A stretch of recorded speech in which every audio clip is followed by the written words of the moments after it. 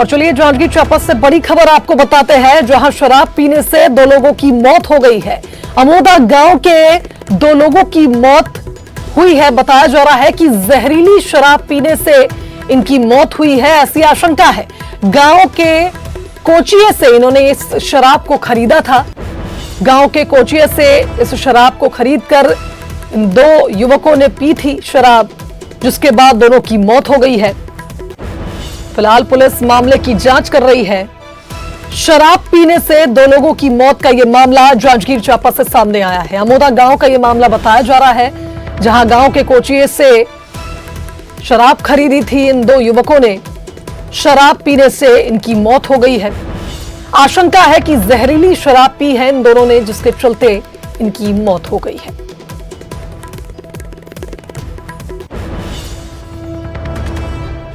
तो जांजगीर चांपा से बड़ी खबर आपको बता रहे हैं। अमोदा गांव का यह मामला बताया जा रहा है, जहां शराब पीने से 2 युवकों की मौत हुई है। जहरीली शराब पीने की यहां आशंका जताई जा रही है, क्योंकि गांव के कोचिए से इन्होंने शराब को खरीदा था। फिलहाल अब इस मामले की जांच की जाएगी। जहां से इन्होंने शराब खरीदी थी वहां पर जांच होगी और यह भी निश्चित किया जाएगा कि जो शराब इन दोनों ने खरीद कर पी है, इसके अलावा भी अगर किसी ने वो शराब खरीदी है तो उसकी भी जांच होगी। बड़ा मामला जांजगीर चांपा के अमोदा गांव से सामने आया है। 2 लोगों की शराब पीने से मौत हुई है। जिस शराब को इन्होंने पिया है वो जहरीली है, ऐसी आशंका जताई जा रही है, क्योंकि अचानक से 2 युवक शराब खरीदते हैं, शराब को पीते हैं और अगर उनकी मौत हो जाती है तो कई तरह के सवाल खड़े होते हैं। गांव के ही कोचिया से इन्होंने इस शराब को खरीदा था और अब पुलिस मामले की जांच करेगी। मृतकों के शवों को अस्पताल ले जाया गया है। पोस्टमार्टम के बाद और भी कई खुलासे हो सकते हैं कि शराब पीने से ही मौत हुई है, क्या कोई और बात है। जहरीली शराब पीने की आशंका है, जिसके चलते 2 युवकों की मौत हुई है। जांजगीर चांपा से बड़ी खबर आपको बता रहे हैं। शराब पीने से 2 लोगों की मौत का यह मामला सामने आया है।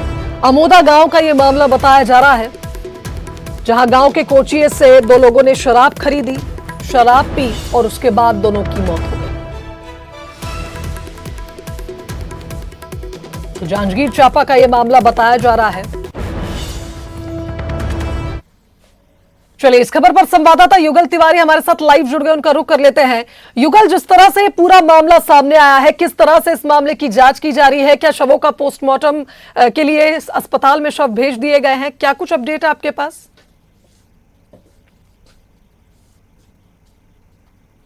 जी देखिए, ललित सूर्यवंशी है, उसकी एक महिला रिश्तेदार है यहाँ, उसके साथ वो गया हुआ था और इस दौरान राखी के त्यौहार के बाद ये जो सूचना मिल रही है, जो जानकारी मिल रही है कि शराब का सेवन उन्होंने किया था, उसके बाद उसकी मौत हुई थी।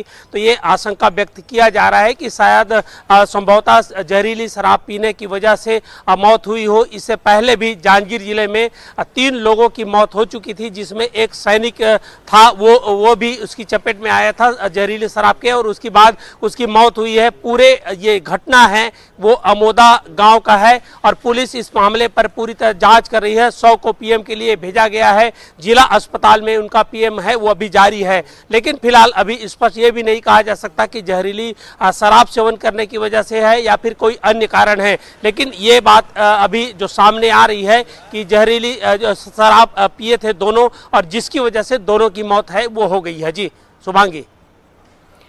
चलिए युगल, धन्यवाद आपका तमाम जानकारी के लिए और निश्चित ही जब जांच होगी तब और भी खुलासे होने संभव है, क्योंकि अभी तो फिलहाल यही माना जा रहा है कि जहरीली शराब से मौत हुई है, लेकिन पुलिस इस पूरे मामले को हर एंगल से इसकी जांच करेगी।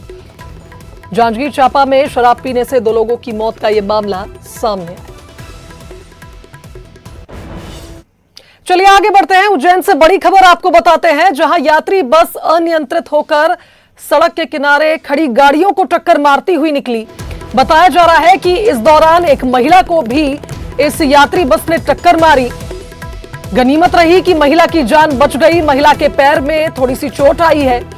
वहीं बस ड्राइवर को पुलिस ने गिरफ्तार कर लिया है। आपको बता दें कि यह बस अनियंत्रित होकर सड़क किनारे खड़ी गाड़ियों को रौंदती हुई आगे बढ़ी। ड्राइवर की एक बड़ी लापरवाही देखने को मिली। किस तरह से ड्राइवर ने बस पर ब्रेक नहीं लगाया और ये बस कई गाड़ियों को रौंदती हुई आगे बढ़ गई।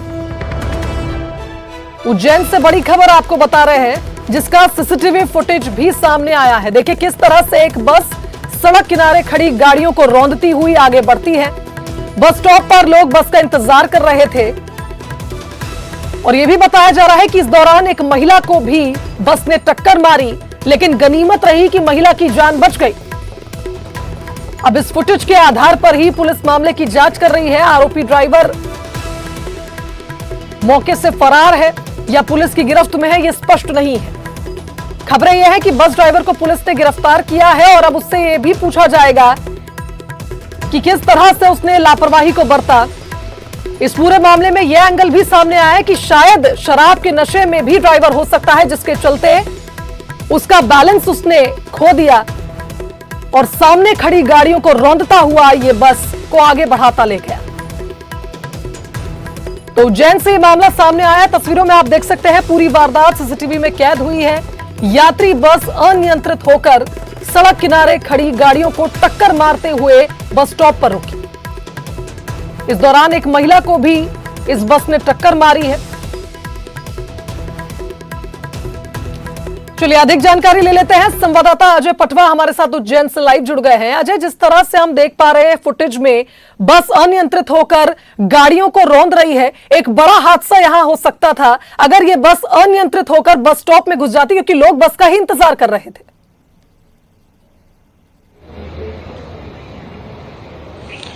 जी देखिए, ये उज्जैन जो है भानपुर से बस उज्जैन की ओर आ रही थी। इसी दौरान उज्जैन शहर में यहाँ चहल पहल अधिकतर रहती है। यहाँ पर जो है चिमनगंज मंडी थाना भी है। वहीं मंडी क्षेत्र के दरगाह के पास मर जो है ये बस जो है अनियंत्रित होकर जो है साइड की दुकान की साइड आकर जो है अनियंत्रित होकर कई गाड़ियों में जाकर टकरा जाती है, जिसमें एक महिला भी बाल बाल बचती नजर आई है और उस महिला को हल्की चोटें आई हैं। बात यह है कि जिस तरीके से बस वाले आनाधुन जो गाड़ियां चलाते हैं, जिसके कारण कई लोग जो है अपनी जान गंवा चुके हैं, जिसके बाद भी बस चालकों पर कोई कार्रवाई नहीं होती है और इसके बावजूद भी बस वाले अपना नंबर लगाने के चक्कर में बस को तेज गति से भगाते हैं और जिसके कारण जो लोग रोड पर खड़े रहते हैं उनकी बस का शिकार हो जाते हैं, उनको जान गंवानी पड़ती है। ऐसे में यही बस जो है तेज गति से आ रही थी और अनियंत्रित होकर साइड में जो गाड़ियां खड़ी थी उस पर आकर टकरा जाती है और जिसमें 4 से 5 गाड़ियों को नुकसान हुआ है। साथ ही जो महिला खड़ी है वहां भी जो है उस बस का शिकार हुई है और उसको हल्की चोटें आई हैं। फिलहाल जो है महिला सुरक्षित है। पुलिस ने जो है बस ड्राइवर को गिरफ्तार कर लिया है, पर सवाल ये है कि गिरफ्तारी करने से और बस पे कार्रवाई करने से कुछ नहीं होगा जब तक कि इन पर ठोस कार्रवाई नहीं होगी, क्योंकि पिछली बार भी देखने में आया था कि बस चालक अपना नंबर लगाने ड्राइवरों के खिलाफ सरकार को और प्रशासन को उठाना ही होगा, क्योंकि लगातार ऐसी वारदातें सामने आ रही है। फिलहाल बहुत शुक्रिया आपका तमाम बातचीत के लिए। चलिए अब आगे बढ़ेंगे। सागर से बड़ी खबर आपको बताते हैं, जहां पारिवारिक विवाद में रिटायर्ड फौजी ने गोली मार दी। बड़े भाई, उसके बेटे और अपनी बेटी को रिटायर्ड फौजी ने गोली मारी। बड़े भाई और उसके बेटे की इलाज के दौरान ही मौत हो गई। वहीं आपको बता दें कि आरोपी की बेटी का बीएमसी में इलाज जारी है। पुलिस ने आरोपी को गिरफ्तार कर लिया है। सनोदा थाने के लालेपुर गांव का यह मामला है। रिटायर्ड फौजी ने गुस्से में आकर अपने बड़े भाई, उसके बेटे और अपनी खुद की बेटी पर फायर कर दिया। खबरें हैं कि बड़े भाई और घटनाक्रम की सूचना पुलिस को प्राप्त हुई थी। इसमें एक व्यक्ति ने अपने ही परिवार के कुछ सदस्यों पे जो है गोली चलाई है, जिसमें 2 व्यक्तियों की मृत्यु हुई है। साथ में एक अन्य जो महिला है वो घायल है।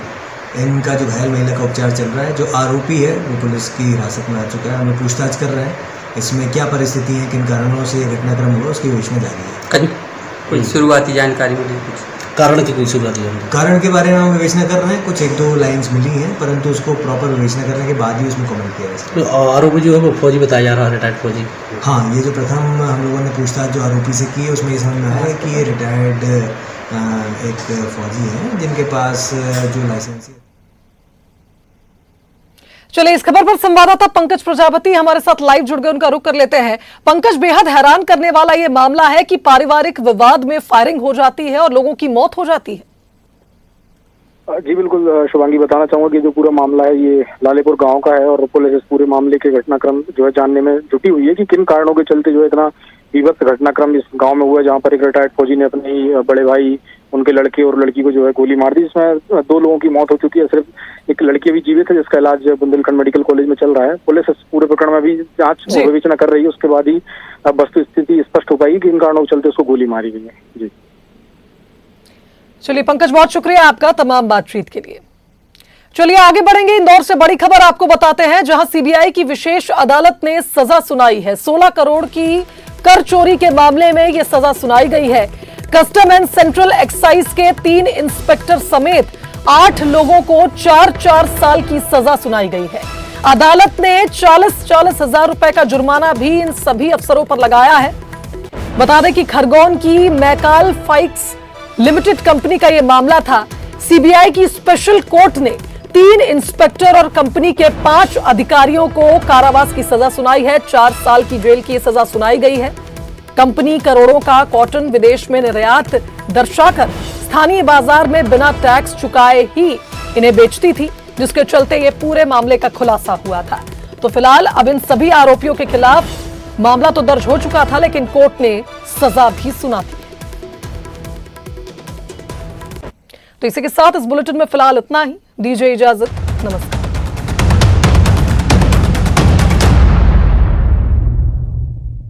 हेडलाइंस प्रेजेंटेड बाय पेट सफा आयुर्वेदिक चूर्ण, पेट सफा तो हर रोग दफा।